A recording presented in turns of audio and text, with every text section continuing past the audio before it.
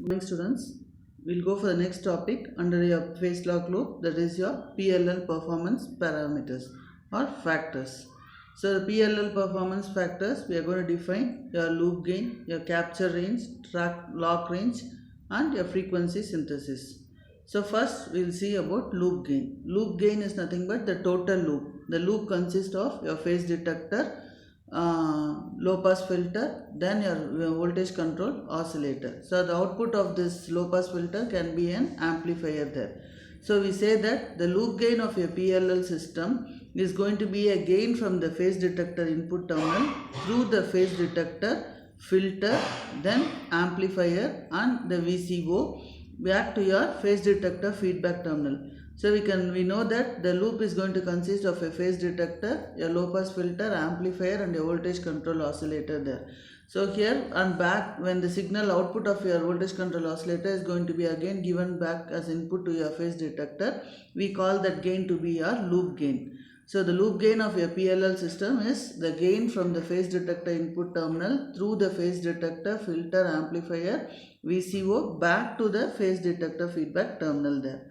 So the input to the system is your phase difference between the input signal Vi and the voltage control oscillator signal V0, and the output is going to be the VCO frequency change. So here, based on the difference between the input signals, we are going to have the output of the VCO frequency is going to change. So the frequency change is going to be denoted by del F. So loop gain can be denoted as, your gain is nothing but output by input. So output is nothing but del F, input is nothing but your frequency difference or the phase difference del phi there.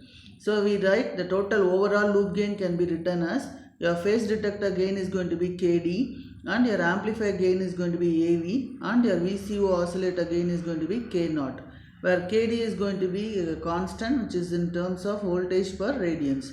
AV is the amplifier gain, which is your gain is, there is no units for it, and K0 is going to be in kilohertz per volts, and your AL is going to be expressed in terms of kilohertz per radians, because your Kd and Kv are going to have your units. So because of that, your loop gain is going to be expressed in terms of kilohertz per radians. So if the VCO free running frequency is going to be exactly equal to that of the input frequency, then there is going to be a finite phase difference that is going to exist between the input frequency and your VCO frequency there. So that phase difference should be phi is equal to 90 degrees there. So when that phi will be 90 degrees is when input frequency is going to be equivalent to the free running frequency, that is your oscillator frequency. Suppose when Fi is going to be greater than your Fr, the output frequency must change by del F0 is equal to Fi minus Fr, that is a free running frequency. So in that case, the phase difference must either increase to positive or it should be negative to produce a change in F0. So we can define it as I said, your AL is nothing but your output is frequency change, input is the phase difference there. So now your phase difference can be given as del F0 by AL. So the static error voltage is going to be produced by the phase detector there and the amplifier, and it is going to be applied to the VCO to keep it operating at the desired frequency. So the output of the phase detector is going to be given to your low pass filter, where the low pass filter is going to produce a DC voltage. This DC voltage will be amplified by the amplifier and it will be given to the VCO there to operate at the desired frequency. So the loop gain of this PLL system is nothing but the phase detector gain multiplied by the amplifier gain and the gain of the VCO. So because the input is going to be a phase difference and the output is going to be frequency, the total gain is going to be expressed in terms of kilohertz per radians. So a phase detector, to the phase detector we are going to give an input signal V in, which is going to be running at a frequency Fi, and this is your oscillator frequency. The output of this oscillator frequency will be given as input to the phase detector there, that is, it is your F0. So when the input frequency is going to be matched with your oscillator frequency, there is going to be a finite phase difference of 90 degrees to exist when your PLL is said to be under lock conditions. So the output of the phase detector we denote it as Vd, the output of the filter we denote it as Ve, and the output of this amplifier we denote it as Va. So the gain of this filter is going to be given as Kd into del phi. Del phi is nothing but the input phase difference into the phase difference there. Next, this is your amplifier. So amplifier is nothing but this input signal is going to be multiplied by the gain. So it is Kd del phi of V into AV. So the output of this voltage control oscillator is, this is the input signal. This is going to have a gain of K naught. So multiply it. So Kd AV K naught into del phi of V. That is in terms of hertz we are going to have. That is about your loop gain. So determine the average level of the phase detector output wave if the phase difference is going to be 2.3 radians. The waveform frequencies are 10 kHz and pulse amplitude is plus or minus 5 volts. Calculate the phase detector sensitivity. So how we are going to calculate the phase detector sensitivity is Kd. Phase detector is sensitivity is Kd there. So first we are going to see what is going to be the time period of the signal there. So time period of the waveform frequencies is nothing but it is the frequency of the signal is 10 kHz there. So it is 1 by f. 1 by f is 1 by 10 kHz is 100 microseconds. So now we are going to see the pulse width in the whether it is going to be positive or negative. If it is your pulse width signal is going to be positive, then we define it as t into 5 by 2 pi.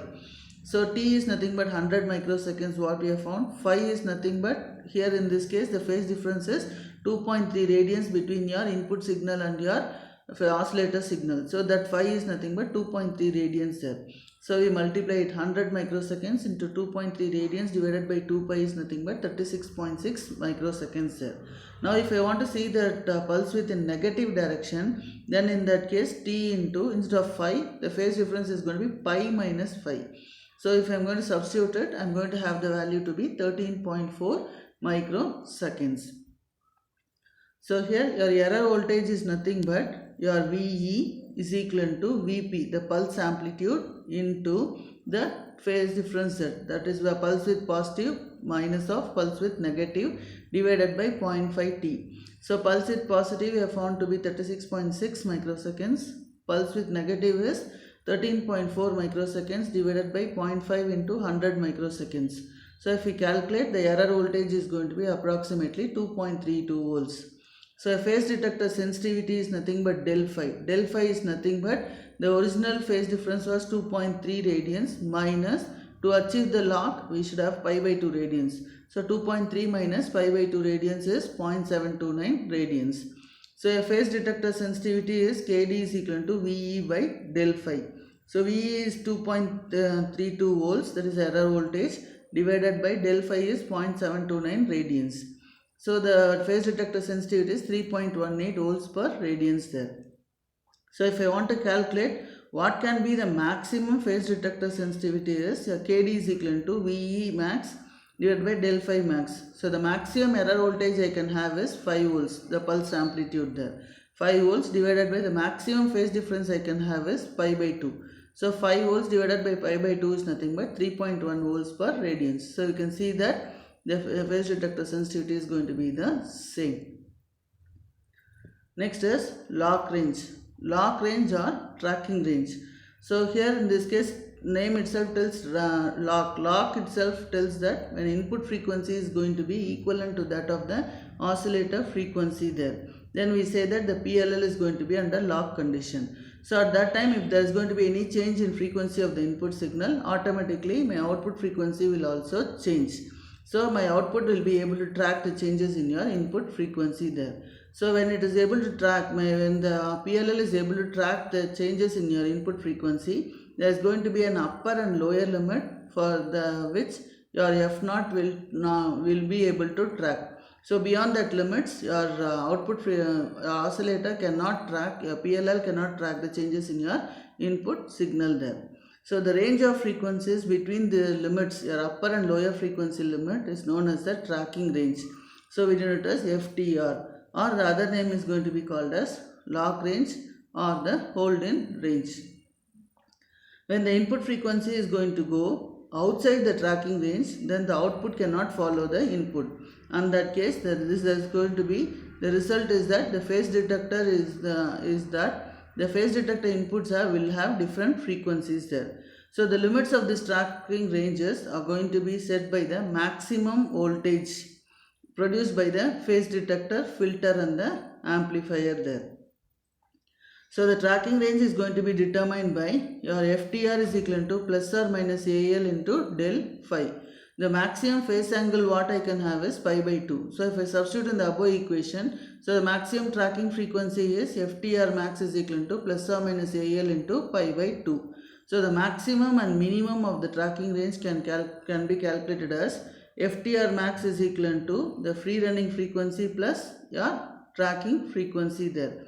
So here in this case it is a maximum tracking frequency there. If I want to find out the minimum tracking frequency, that is nothing but free running frequency minus the tracking frequency there. So here in this case tracking range.